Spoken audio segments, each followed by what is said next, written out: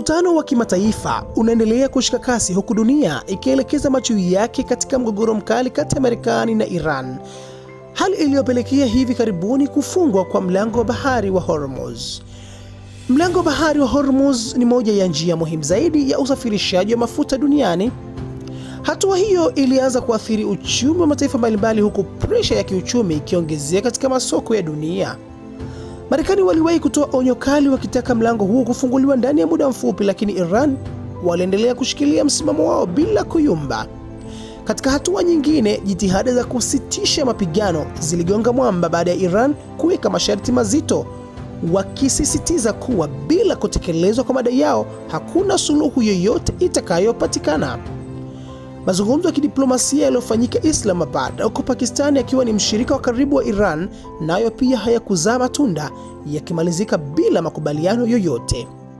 Sasa hali imechukua sura mpya baada ya Marekani kutangaza mpango wa kutoza ushuru kwa meli zote zitakazopita katika mlango Hormuz. Tamko hilo limeambatana na onyo kali: meli yoyote itakayokiuka agizo hilo inaweza kuchukuliwa hatua za kijeshi. Wakati huo huo, taarifa ambazo pia bado hazijathibitishwa rasmi zinaashiria kuibuka kwa mvutano mpya kati ya Marekani na Korea Kaskazini. Inaelezwa kuwa kiongozi wa Korea Kaskazini ametoa onyo kali dhidi ya jaribio lote la kuzuia meli zao zinazoelekea Iran, huku akidaiwa kuweka majeshi ya nyuklia katika hali ya tahadhari ya juu. Ripoti hizo pia zinabainisha kuwa meli hizo zinalenga kuchukua mafuta kutoka Iran, taifa ambalo linaendelea kukabiliwa na vikwazo vya kimataifa pamoja na changamoto za kiusalama. Aidha, kuna madai kuwa Marekani imeanza kuimarisha operation za kijeshi katika eneo la Hormuz tangu Aprili 13, 2026. Ingawa bado hakuna uthibitisho rasmi kutoka mamlaka husika, lakini wachambuzi wa usalama wanaonya kuwa endapo hali hii itathibitishwa, dunia inaweza kushuhudia ongezeko la mvutano katika maeneo mawili nyeti kwa wakati mmoja, yaani Mashariki ya Kati na rasi ya Korea.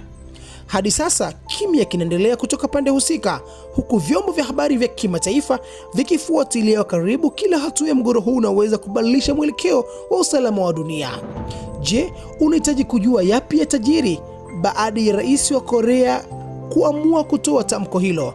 Endelea kuwa nasi Khairia Online TV, nami Hassan Makanya nitakujuza kila yanayojiri duniani kote. Endelea kubaki nasi.